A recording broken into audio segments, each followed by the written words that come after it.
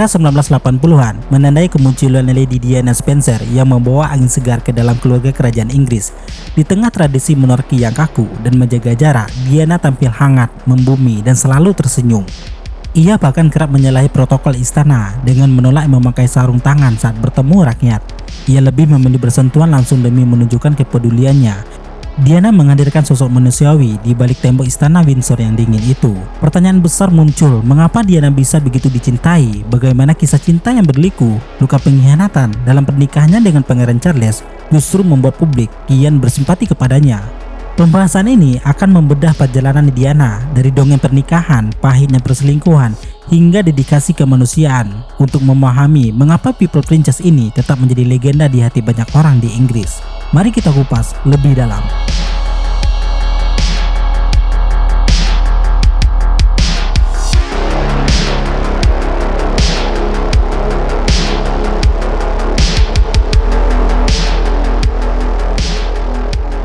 Diana Frances Spencer lahir pada 1 Juli 1961 dari keluarga Spencer, salah satu keluarga bangsawan tertua di Inggris.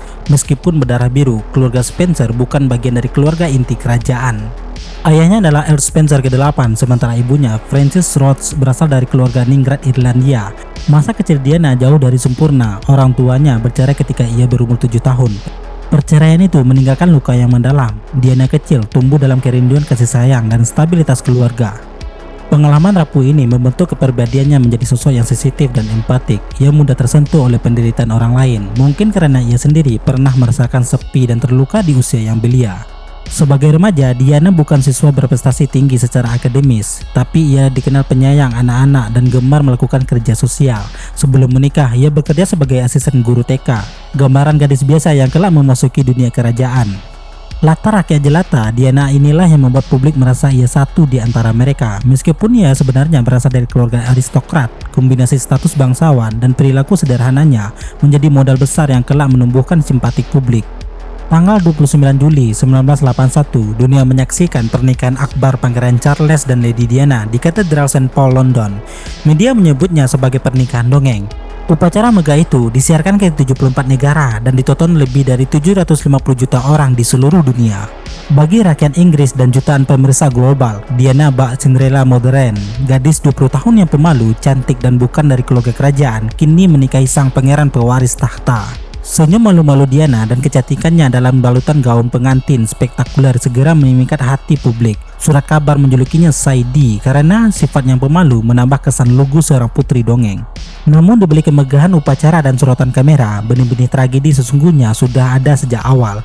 Belakangan terungkap bahwa Charles masih menyimpan kasih lama pada wanita lain, yaitu Camilla Parker Bowles. Beberapa hari sebelum hari pernikahan, Charles sempat memberi Camilla sebuah gelang bertuliskan inisial G dan F, Gladys dan Fred, nama panggilan mereka berdua. Sebagai tanda perpisahan, Diana mengetahui hal ini dan sempat gundah namun tetap melangkah ke altar. Isyarat terselubung seperti inilah yang kemudian dipahami sebagai pertanda bahwa dongeng Diana mungkin tidak berakhir bahagia selamanya. Sayangnya, saat itu dunia hanya terlihat senyum dan gaun putih bak putri raja, tak melihat adanya bayang-bayang Camilla di antara Charles dan Diana. Perselingkuhan Pangeran Charles dengan Camilla menjadi sumber utama pemberitaan Diana. Sejak awal pernikahan, konflik batin ini telah membayangi istana kerajaan. Pangeran Charles sebenarnya sudah lama mencintai Camilla, wanita yang ia pacari sebelum bertemu Diana. Namun Camilla dianggap tidak memenuhi kriteria pendamping pewaris tahta. Ia bukan perawan dan sudah pernah menjalin banyak hubungan, bahkan menikah dengan orang lain. Tekanan adat dan keluarga membuat Charles merasa harus menikahi gadis yang tepat. Ia didesak oleh ayahnya, Pangeran Philip, yang melamar Diana demi memenuhi kewajiban kerajaan mencari istri muda dan layak. Diana dipilih karena usianya yang masih 19 tahun, berdarah bangsawan dan berperilaku baik. Sementara itu, Camilla dipandang tidak pantas sebagai calon permaisuri Inggris karena statusnya di masa lalunya. Hati Charles sebenarnya tetap berpaut pada Camilla, sampai-sampai dikabarkan ia menangis di malam sebelum pernikahan dengan Diana karena menyadari masih mencintai Camilla. Dengan latar belakang demikian, tak heran pernikahan Charles Diana rapuh sejak awal. Ia didirikan bukan di atas cinta yang mendalam, melainkan kewajiban dan tuntutan kerajaan. Di tahun-tahun pertama pernikahan, Diana mulai mencurigai kedekatan Charles dengan Camilla. Tanda-tandanya kian nyata. Diana menemukan hadiah gelang berinisial F dan G yang disiapkan Charles untuk Camilla sebelum pernikahan mereka. Sebuah bukti ada orang ketiga di hatinya. Charles juga sering menelpon Camilla diam-diam dan menemui Camilla dengan dalih kegiatan hobi yang membuat Diana curiga. Puncaknya, Diana merasa hubungannya selalu dibayangi Camilla. Dalam wawancaranya BBC Panorama yang dikenal pada November, kalimat pedih Diana menggema ke seluruh dunia, menegaskan bahwa ia sejak lama sadar akan perselingkuhan suaminya. Bahkan jauh sebelumnya, Diana sudah berusaha melawan. Pada 1989, di sebuah pesta ulang tahun, ia mendatangi Camilla dan mengatakan, "Aku tahu apa yang terjadi di antara kau dan Charles." Meskipun Camilla saat itu menyangkal dan tampak terkejut, konfrontasi ini menunjukkan Diana tidak mau terus dipermainkan. Sayangnya, Charles tidak menghentikan hubungan gelapnya. Perselingkuhan itu terus berlangsung secara sembunyi-sembunyi, menciptakan atmosfer pernikahan yang penuh kebohongan dan kekecewaan bagi Diana. Dikhianati suami dan menghadapi tekanan istana membuat kesehatan mental Diana terguncang. Ia merasa kesepian dan terperangkap dalam pernikahan yang hampa cinta. Diana jatuh ke dalam depresi dan bahkan menderita gangguan makan, sebagian pelarian dari stres. Diana juga menceritakan bagaimana usahanya meminta pertolongan sering tidak dipahami istana. Ia pernah mengalami depresi pasca melahirkan Pangeran William, namun merasa anggota keluarga kerajaan tidak tahu cara mendukungnya. Dalam keputusasaan, Diana bahkan sempat melukai dirinya sendiri, sebuah tindakan yang ia sebut sebagai teriakan minta tolong karena merasa tidak ada yang mendengarkan kesedihannya. Semua penderitaan batin Diana ini akhirnya terungkap ke publik, terutama lewat biografi Diana dan wawancara televisi 1995. Publik pun melihat Diana sebagai korban dalam drama rumah tangga kerajaan. Ia perempuan muda yang dikhianati dan ditinggalkan secara emosional, berjuang sendirian melawan depresi di balik gemerlap kehidupan istana. Rasa simpati yang besar dari masyarakat mulai tumbuh. Mereka memandang Diana dengan iba, sekaligus kekaguman atas keberaniannya bertahan dalam situasi tersebut. Ironisnya, drama perselingkuhan Charles dan Camilla yang menyakitkan Diana malah terbalik memperkuat posisi Diana di mata publik. Satu hal yang membuat publik kian memuji Diana adalah cara ia menghadapi pengkhianatan tersebut dengan kepala tegak dan hati yang tetap baik. Meskipun hidupnya penuh tekanan dan sakit hati, Diana tidak pernah menunjukkan kebencian di muka umum. Ia tetap menjalankan tugas-tugas amalnya dengan senyum, tetap menyapa rakyat dengan hangat, seolah tidak ada terjadi apa-apa. Padahal di balik layar, ia menanggung derita emosional yang sangat berat. Sikap besar hati Diana inilah yang menyentuh banyak orang, daripada balas dendam secara negatif. Ia membalas perselingkuhan itu dengan terus berbuat kebaikan dan menunjukkan kualitas dirinya. Setelah resmi berpisah dari Charles dan bercerai, Diana justru semakin giat di bidang kemanusiaan dan ia melepas banyak protokol kerajaan dan mengikat dan menyalurkan energinya ke kegiatan sosial. Publik melihat Diana tidak larut dalam status sebagai mantan istri yang dikhianati, melainkan menggunakan platform yang ia punya untuk menebar kebaikan. Hal ini menambah rasa hormat dan cinta publik kepadanya. Diana menjadi semacam simbol kekuatan perempuan. Ia terluka namun bangkit dengan anggun.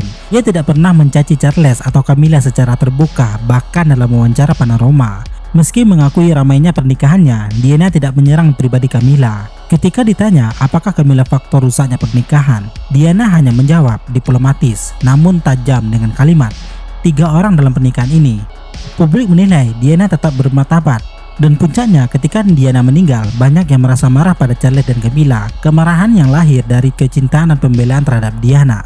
Dengan demikian, perselingkuhan Charles dan Camilla meski melukai Diana justru mempertebal aura kesayangan publik terhadapnya.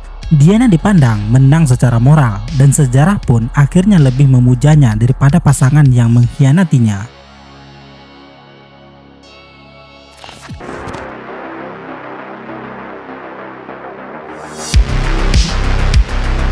Di luar kisah pribadi yang tragis, Putri Diana berhasil menempatkan dirinya di hati banyak orang. Ada beberapa alasan mengapa Diana begitu dicintai oleh publik luas. Putri Diana menjabat tangan seorang pasien AIDS tanpa sarung tangan, London 1987. Sebuah gestur berani yang menantang stigma saat itu. Diana dikenal karena empati tulusnya terhadap sesama, terutama mereka yang sakit, menderita, atau yang dipinggirkan. Ia tidak segan menyentuh dan memeluk orang-orang yang telah banyak pihak dihindari. Salah satu aksi paling ikonisnya terjadi pada April 1987 ketika Diana mengunjungi bangsal perawatan penderita HIV di Rumah Sakit Middlesex, London. Di tengah ketakutan masyarakat akan penularan HIV lewat sentuhan, Diana dengan berani menjabat tangan seorang pasien HIV tanpa mengenakan sarung tangan. Gestur sederhana ini menantang stigma dan ketakutan keliru publik saat itu, membuktikan bahwa HIV tidak menular melalui sentuhan biasa. Foto Diana berjabat tangan dengan pasien HIV tersebut tersebar luas dan memainkan peran revolusioner dalam edukasi masyarakat bahwa menyentuh penderita HIV itu aman dan mereka layak diperlakukan dengan hormat. Contoh lain adalah keterlibatan Diana dalam kampanye anti ranjau darat. Pada Januari 1997, selepas perceraiannya, Diana terbang ke Angola, sebuah negara yang porak-poranda oleh perang dan dipenuhi ranjau darat aktif. Di sana, ia melakukan hal yang sangat tidak biasa bagi seorang bangsawan. Mengenakan rompi anti peluru dan pelindung wajah, Diana berjalan menelusuri ladang ranjau yang baru saja dibersihkan. Gambar putri di ladang ranjau ini terpampang di media seluruh dunia. Diana tampaknya ditemani 1-2 petugas melangkah di tanah berlubang-lubang bekas ranjau dengan tanda danger merah di sekitarnya. Aksinya membawa sorotan global pada isu kemanusiaan yang sebelumnya luput dari perhatian. Bahkan hanya beberapa bulan setelah kunjungan Diana, 122 negara di dunia menandatangani Ottawa Treaty yang melarang penggunaan ranjau darat. Menteri Luar Negeri Inggris saat itu, Robin Cook, secara resmi khusus menyebut kontribusi Diana dalam meningkatkan dukungan terhadap pelarangan ranjau. Begitu besar pengaruh satu langkah penuh empati dari Diana. Selain dua momen monumental itu, keseharian kerja amal Diana juga syarat dengan sentuhan pribadi. Sudah menjadi pemandangan umum melihat foto Diana menggendong bayi sakit, duduk di tepi tempat tidur pasien kanker, atau memeluk anak-anak tunawisma. Ia pernah mengunjungi rumah sakit kusta di Indonesia, India, dan Zimbabwe sebagai patron development mission dan tanpa ragu menyentuh penderita kusta untuk menepis mitos bahwa penyakit itu menular lewat sentuhan. Diana juga rutin terlibat di pusat-pusat rehabilitas narkoba, panti jompo, dan berbagai badan amal. Ia hadir bukan hanya untuk foto seremonial, tapi benar-benar meluangkan waktu mendengarkan keluh kesah, menggenggam tangan mereka yang sakit, dan memberikan pelukan hangat. Kasih sayang inilah yang dirasakan oleh rakyat. Seorang direktur badan amal di Inggris bahkan merujar setahun setelah Diana wafat. Dia mengatakan dampak total pada kegiatan amal mungkin paling signifikan dibanding tokoh manapun di abad ke-20 ini. Orang-orang sakit dan terlantar merasakan ketulusan Diana. Mereka tertarik oleh belas kasih alaminya. Empati nyata inilah keberanian menyentuh mereka yang terpinggirkan yang membuat Diana dicintai sebagai sosok humanis, melampaui perannya sebagai putri kerajaan. Diana dicintai karena ia menunjukkan keberanian luar biasa untuk mengungkap kebenaran dan luka batinnya sendiri, sesuatu yang nyaris tak pernah dilakukan anggota keluarga kerajaan sebelumnya. Budaya kerajaan Inggris terkenal dengan moto Never Complain, Never Explain. Namun Diana memilih melawan arus demi kebaikan dirinya dan mungkin demi orang lain yang senasib. Pada 1992, buku biografi Diana, Her True Story, karya Andrew Morton terbit dan mengejutkan publik dengan pengakuan-pengakuan Diana tentang perselingkuhan Charles, bulimia yang ia derita, hingga upaya percobaan bunuh diri. 3 tahun kemudian, lewat wawancara eksklusif Panorama BBC 1995, Diana menguatkan semuanya dengan kata-katanya sendiri. Ia berbicara terus terang tentang betapa sakit hati menghadapi suami yang mendua, tentang perjuangannya melawan bulimia dan bagaimana gangguan makan itu merupakan gejala dari kekecauan pernikahannya. Ia juga mengaku mengalami depresi berat, termasuk depresi pasca melahirkan Pangeran William, yang sayangnya kurang dipahami oleh keluarga suaminya.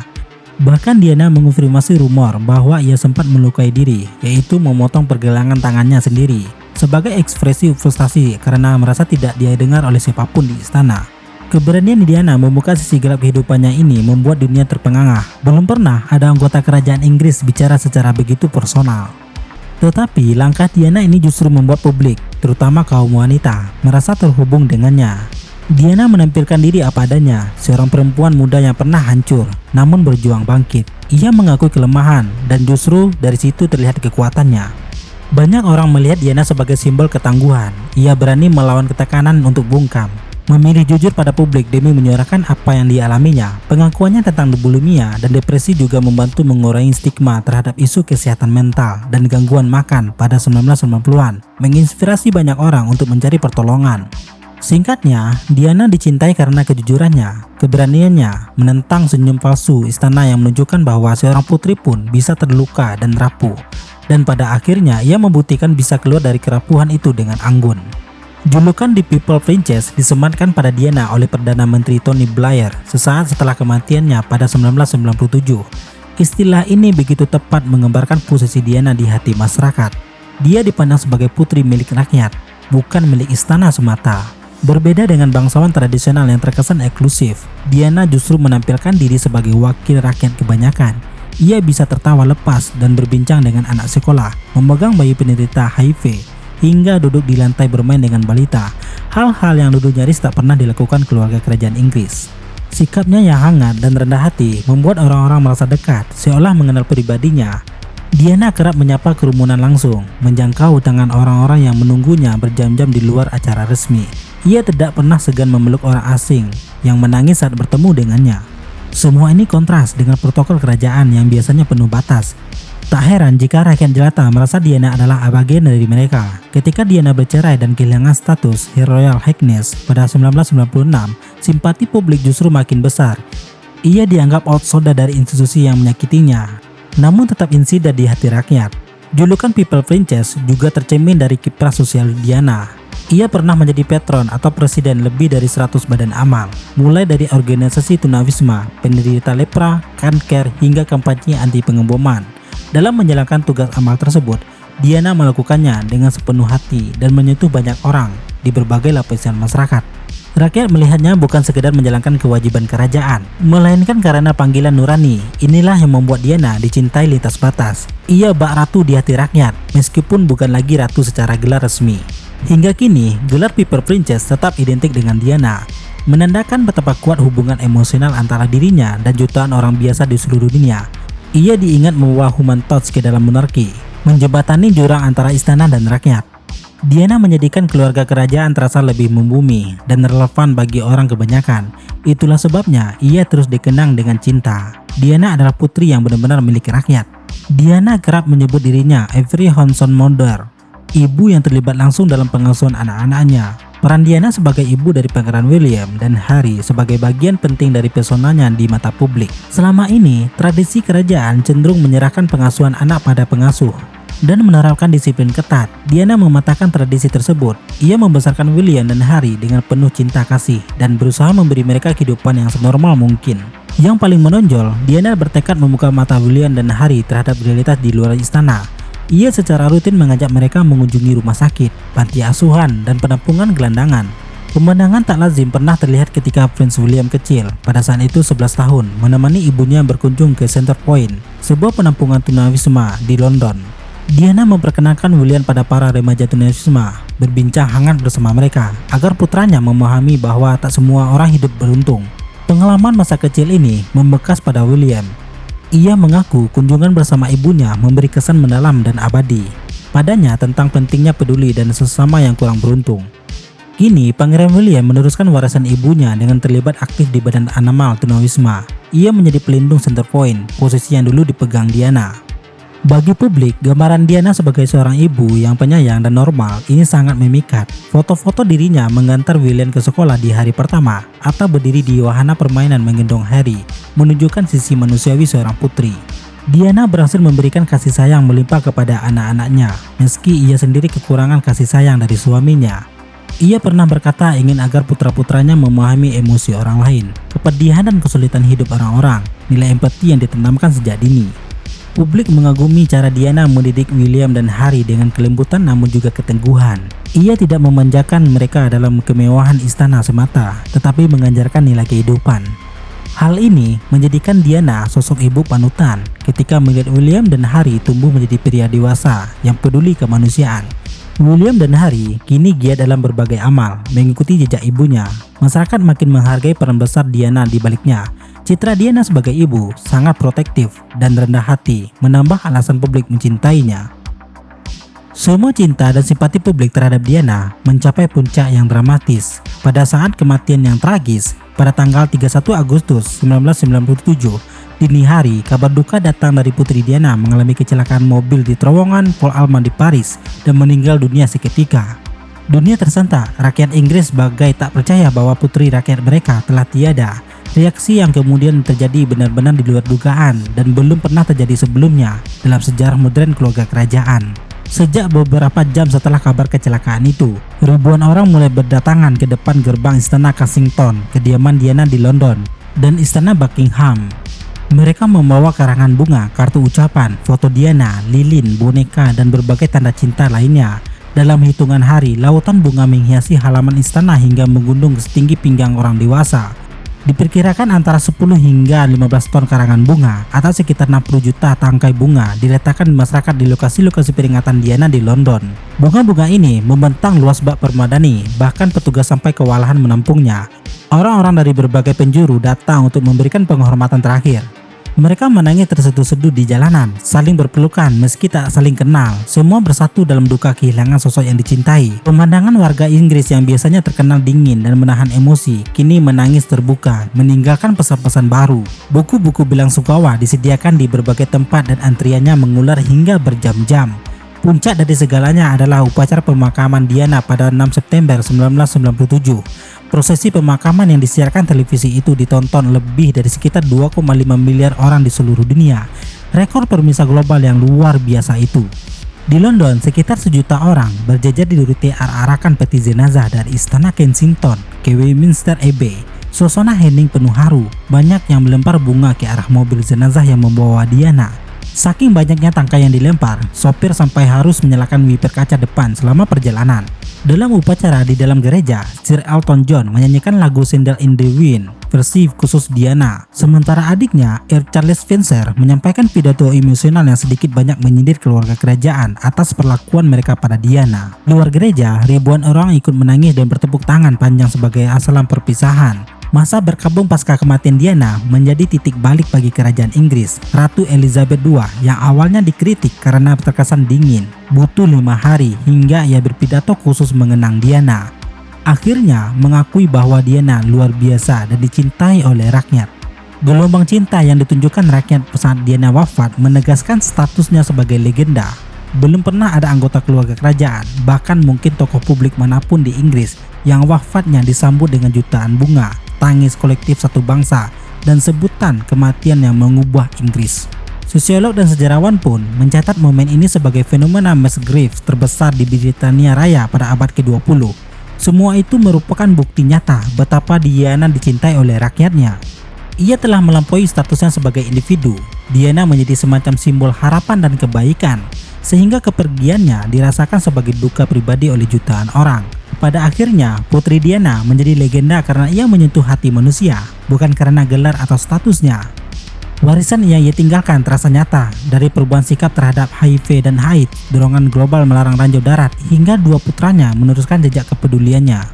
Diana mengajarkan keluarga kerajaan untuk lebih peduli dan terbuka. Ia pula yang membuat banyak orang kembali percaya kepada kebaikan di balik gemerlap kekuasaan.